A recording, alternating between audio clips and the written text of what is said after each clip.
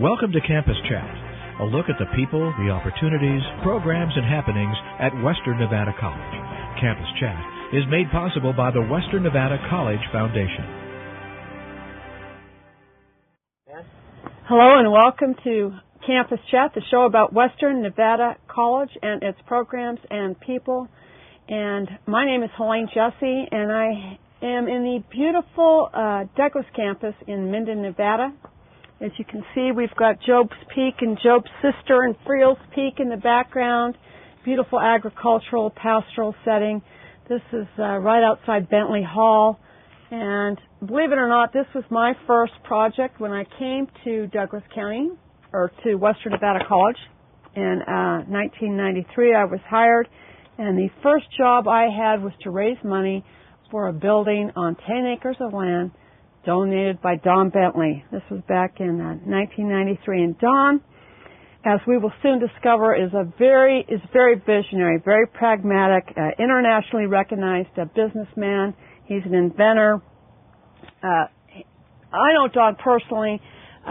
He's just an amazing man. And it was Don who said, probably understanding how bureaucracies work and state government, said, I would like to donate $1 million worth of land, 10 acres of land, for a Western Nevada College campus, but you have 3 years to put a building on it.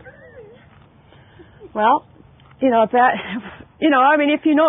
Don, I'll introduce him in a minute, but right now it's all about Don and the Douglas, Carlo Luri. Carlo Luri. And he works for Don Bentley. Thanks, Dave. Can you give me some more information here?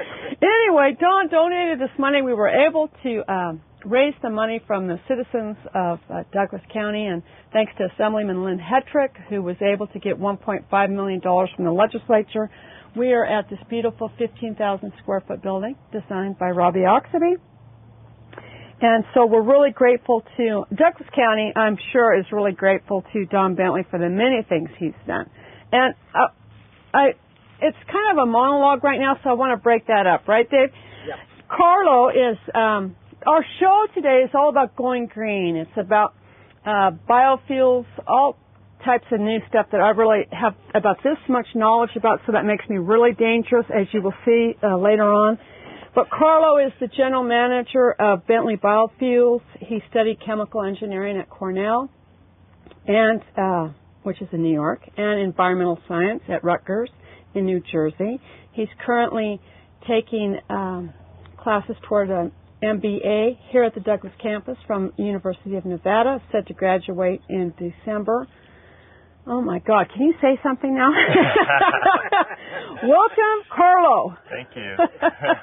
And so, Don, we were talking about Don's great, really, he's a very astute businessman, but he's just very generous, donated a conservation easement that protects the wildlife habitat along the Carson River. It'll eventually open up to the public for recreational use. He's the founder of Bentley Nevada Corporation. And he's really, and I like this word, eco-imaginative. What does that mean? Well, I like to start with a story of how we started the Biofuels company. Great, that's great. It was really a vision of Don Bentley. And I remember it was the first week at work, and a brand new employee, and I was in the cafeteria, and Don came up to me, and he said, Carlo, I think we're going to have a problem. Well, of course, problems are the last thing the new employees want to hear about.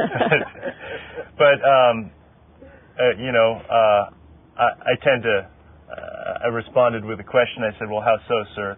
And he said, I think oil is going to go over $100 a barrel. So at the time, that seemed kind of a fantastic proposition because oil was trading at about $20 a barrel. Wow. And that was in 2002, so about 6 years ago. I remember pretty clear that diesel was selling for about $1.40 per gallon. And I asked the second question. The second question was, well, what are we going to do about this, sir? And he said to me, well, we're going to make our own fuel. I'm a chemical engineer and a brand new employee, so not sure exactly what he meant by that. So I said, well, sir, would you like to buy a refinery? That's normally how people make fuel. Right. He said, no, of course not. He said, we're going to make fuel. We're going to grow fuel on the ranch. And so that was kind of an interesting proposition. And so I knew from my background that you actually can make fuel from agricultural products. They're called biofuels, fuels that are made from biomass. Now, we all know that petroleum is originally biomass, but it's biomass that's been buried for millions of years. I remember reading somewhere that we use enough fuel in 1 year to use up 1 million years worth of stored biomass from underground. Now, can we break this down a little bit? Yeah. Though? First of all, we had Bentley Agrodynamics, right? Yes. Now, what was that project all about? Well, Bentley Agrodynamics is a going concern. That is our agricultural operations. They do. So you're like alfalfa, hay, what? So the agrodynamics group primarily does three things. They grow forage crops, and those are forage crops for those who don't know. And I'll be the first to admit I'm not a farmer. So forage crops are crops for cattle for feed. Mm-hmm. They also graze cattle and raise cattle. And we also compost. And the composting is part of our operation where we take green waste being building debris, wood, basically agricultural waste, grasses, straw, grass clippings. We have contractors who bring us their lawn clearings. And then we mix that with biosolids, and we turn that into an organic fertilizer. Now, when you say biosolids, are you talking like cow manure? Well, actually, a little more graphic than that. It's biosolids from municipal wastewater treatment plants. Oh, okay. So human waste. Right. So all kinds of waste. Yeah, rather than that's been treated, mm-hmm. but that material is put into a biological process called composting, which turns the green waste into a soil amendment, and basically it helps us grow things on the land without applying more chemical fertilizers. So then we come to, we're going to grow our own fuel and then biomass, and hold on to that thought because we have to take a quick break, and we'll be right back with Campus Chat out at the Minden Campus, Bentley Hall.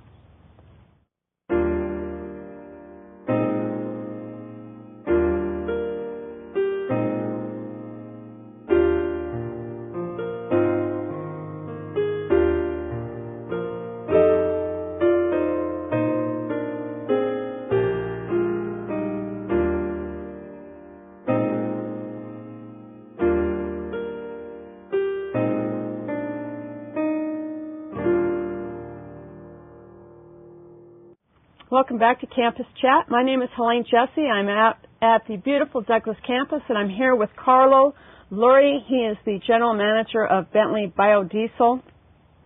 Biodiesel? Is that right? Biofuels. Biofuels. And Carlo was just telling me how this all started, and then carry on. So we started So Don Bentley, the owner and founder of Bentley Biofuels, was concerned that oil prices would be rising. Of course, he had this concern 5 years before everyone else, and one of the main issues was that we were using quite a bit of diesel fuel in our agricultural operations, mm-hmm. Upwards of 250,000 gallons a year of fuel. In today's dollars, that's almost $1 million worth of fuel per year. And so we had the idea that we could produce our own fuel with agricultural products. The first year we actually grew a plant on the ranch called canola plant. It makes a seed that can be pressed and turned into oil. We decided early on that wasn't very cost effective. Mm-hmm. So we turned our interest to recycled oils. And by recycled oils, most people know them as French fry oil, oil that comes out of kitchen fryers. And that oil can be, I brought some samples actually. So this is a sample of the cooking oil that comes out of a fryer. You can see it's kind of cloudy and thick. Right.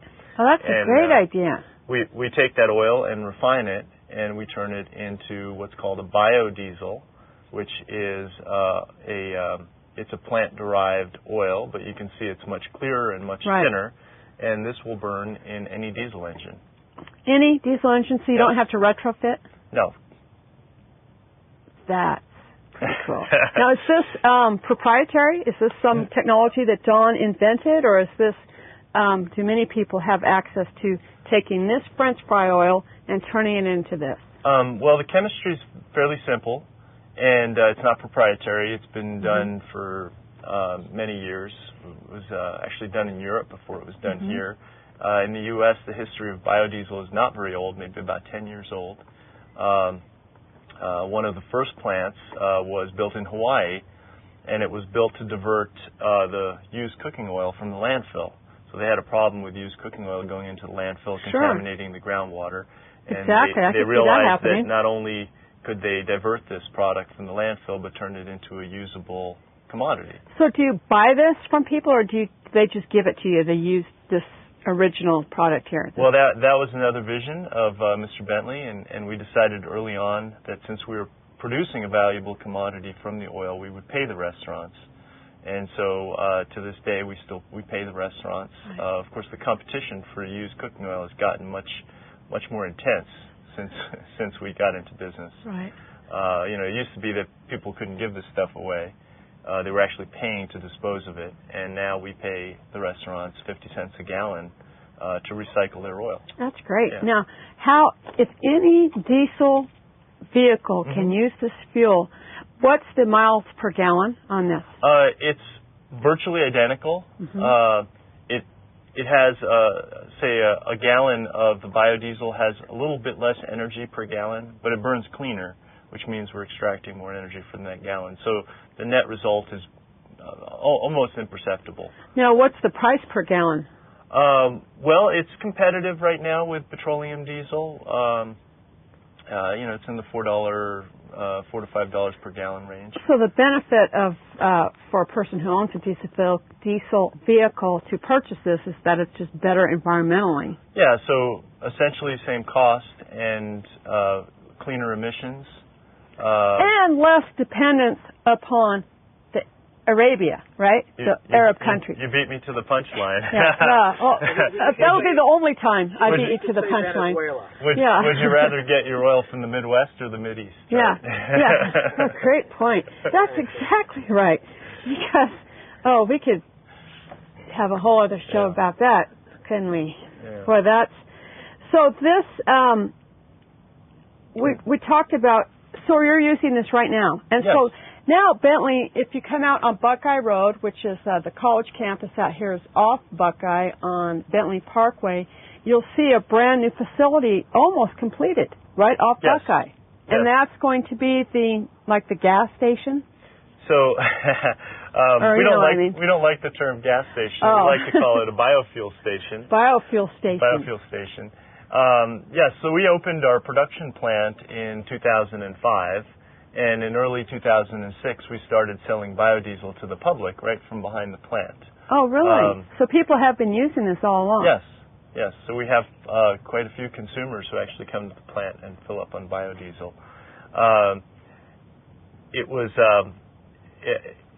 We built the business slowly. It was new at first, and people were unsure of what it was or how it would run. How does it affect your engine?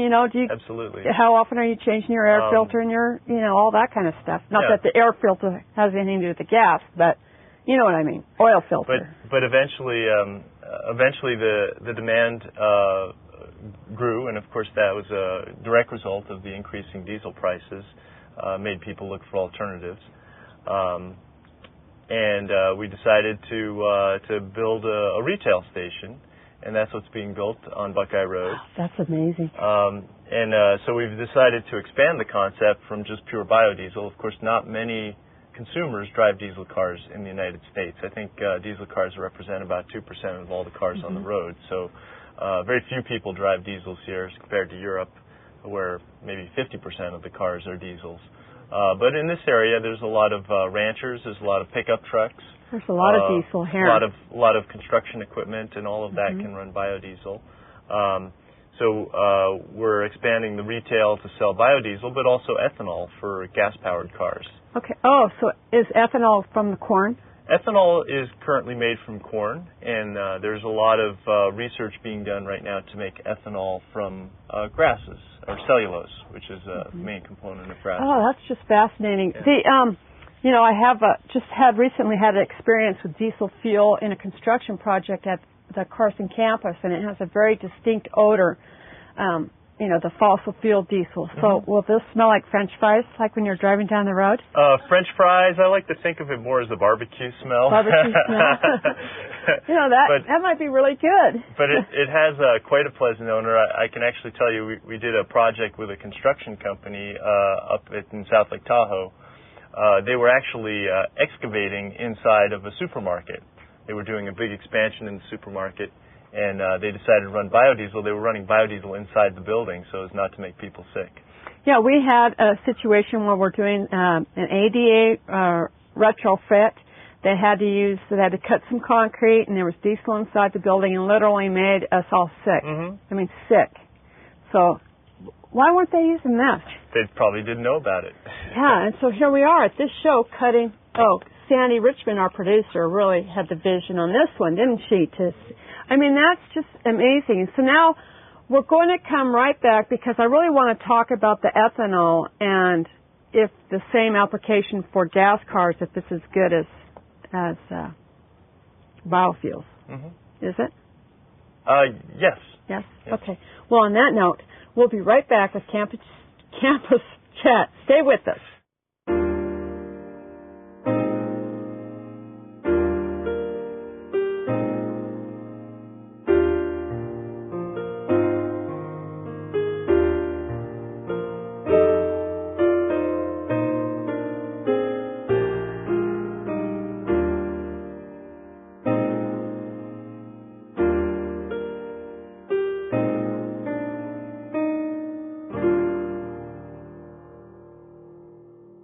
Welcome back to Campus Chat. My name is Helene Jesse. I'm here with Carlo Luri.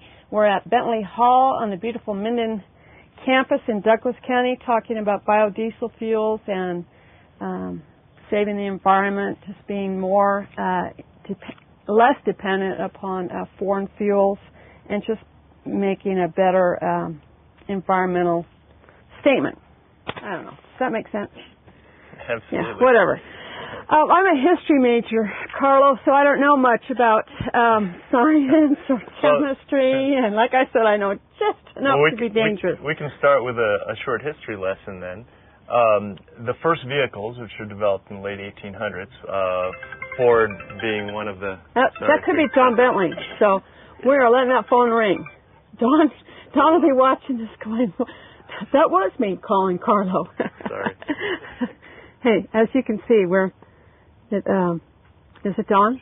No. Oh, okay. Otherwise, we have to take that phone call. We can interview Don via the phone. So the first car, 1800s. So the first Fords were actually designed to run on ethanol. And Ford actually built and ran an ethanol plant until Prohibition, and then his ethanol plant was shut down. So they grew ethanol from corn? From corn, yeah. So ethanol is made by fermenting sugars and starches. You can also make ethanol from cellulose, but cellulose is more difficult to break down, and so it needs to be broken down. I like to tell people, think of termites. Termites can digest wood and break it down into simpler chemicals. And so if you use the enzymes that are found in nature, you can actually break down the cellulose into something that can then be fermented into alcohol, ethanol. Yeah. There's a parallel with biodiesel. The inventor of the diesel engine, Rudolf Diesel, actually ran his first diesel engine when he demonstrated it at the World's Fair. He ran it on peanut oil. And so we don't run engines on peanut oil anymore, but we run it on biodiesel, which can be derived from peanut oil. Well, because most of us drive cars, I want to get back to the ethanol connection. So I'm driving a Ford. I drove a Ford here. Okay. I could put ethanol in that and it would run fine? Many cars on the road today can run a high blend of ethanol. By high blend, it's typically sold as 85%, or E85 is the high blend of ethanol. 85 ethanol, 15% Correct. gas? Correct. That needs a car that's been basically designed to run high blends of ethanol. If the car was not designed for a high blend of ethanol, then you can run a low blend, which is 10%. And so we're 10% is offsetting 10% of our energy needs. That's probably millions of barrels a day that we can offset with ethanol.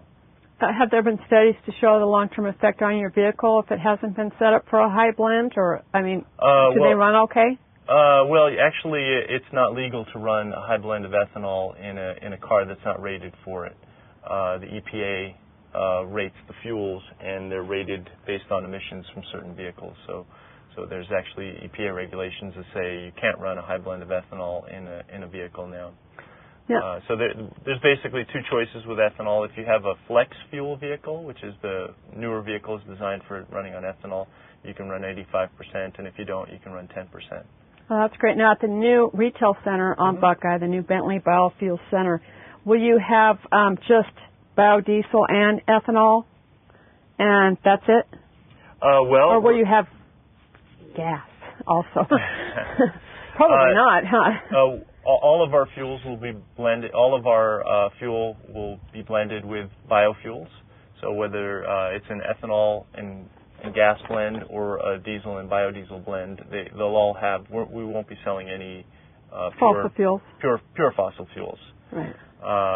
But we're also putting in a retail store right next to the fueling island, and the building is unique. Hopefully, the products inside will be unique, and we'll have a unique fuel blends for the consumer. Yeah, I understand that the construction of this building is it LEED certified? Yes. So early on, we decided, in keeping with Mr. Bentley's philosophy of energy efficiency, we decided to pursue the LEED certification, which is the Leadership in Energy Efficient Design program set up by the U.S. Green Building Council. Yes. What level are you at? Well, right now we're shooting for silver certification on the building. That's excellent. Which is quite an achievement. It's never been done on a retail fueling store or a convenience store. And so we did lots of innovative things, like we're putting in solar panels for both electrical generation and heating the building. We have high efficiency refrigerators for the cold products. We have a boiler that runs on biodiesel. So our building will be run on biodiesel when it's not being heated by the solar panels. We've got natural light inside the building, polished concrete floors. The floors look like marble, and they're concrete. Now, when is the estimated opening date of this facility? We're planning for an opening in September. So a big grand opening? Yeah, we'll probably do a soft opening and have customers to come in and start fueling and get our employees set up and our customer processes going. I think it's a huge statement that Bentley's making by investing in this type of technology, and he really is very visionary. I think that I know for the university system we were required, or we had hoped to build one building a year at the silver level of LEED, but it was too expensive. With all the budget cuts, we found it was almost cost prohibitive, which is unfortunate because it saves you money in the long run. Right. So you have to have I think Mr. Bentley has always had a long-term vision, and that vision is, you spend a little bit more up front, a little sacrifice up front for long-term gain. And if you believe that energy costs are going to continue to rise as we do, it makes sense to build in energy efficiency at the start. So are you producing enough of the biomass, of fuels necessary to run this station? Are you exporting at all? We do. We send a little bit of biodiesel to California. When you say a little bit, right, 1 million gallons a year, 1,000? Well, the plan is set up to process about 1 million gallons a year, and our priority is to use as much as we can ourselves on the ranch at Bentley Agrodynamics, and then what doesn't get used on the ranch gets sold locally. And then if we have any left over, we ship it out of the area. Do you have a projection about how much fuel you think you'll sell at this station? Oh, that's a tough question. Again, there's no stations in northern Nevada that sell ethanol. And there's very few places where you can buy biodiesel. And so We're not sure exactly how the consumers are going to respond. Hopefully, it'll be positively, and we'll have. Well, I think you get the word out and less dependence on foreign oil. I think you'll have a huge response. Right. How hard is it to retrofit a current vehicle that's not rated for high ethanol or is not a flex fuel vehicle? There is a company on the market that has been approved by the EPA to do vehicle retrofits. Mm-hmm. Actually, I believe there's more than one company on the market that will do it, but it has to be done by a certified company. Mm-hmm. Like I said, most of the newer vehicles, most of the Fords, most of the GM vehicles are already rated for ethanol. And so I think a lot of consumers will find that the vehicle they bought will already run ethanol without any modifications. Wow. Oh, that's excellent. So how do people get more information about this, the new station? Well, how do they contact you? Oh, well, they can contact us by emailing us at biodiesel@bentley-biofuels.com. Mm-hmm. That's our general email box. Also our website, bentley-biofuels.com. And we'll have links on our website to other sources of information for ethanol and biodiesel. Oh, that's great. Now, I'm getting the message to wrap up, but is global warming a myth or is it real? Well, of course. As a result of human cars and stuff like that. Yeah, so... I mean, real quickly. In the public media and in consumer publications, there seems to be a debate going on mm-hmm. about it. In the scientific and technical journals, and I'm a scientist first, there's no debate. So if you talk to climatologists and scientists, most are pretty convinced that the amount of carbon that we put in the atmosphere has actually changed our climate and caused global warming.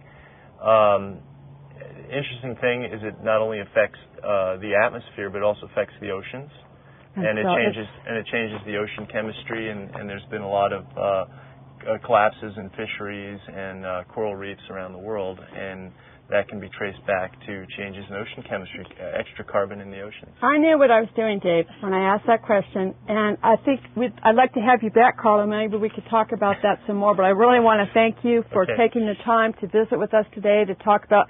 There were clearly so many questions we could have asked. I'm sure there's people out there wondering even more, so get on that website, and I'd like to thank you. I'd like to thank Don Bentley for everything he's done for Western Nevada College and this community. And thank you, and we'll see you next time on Campus Chat.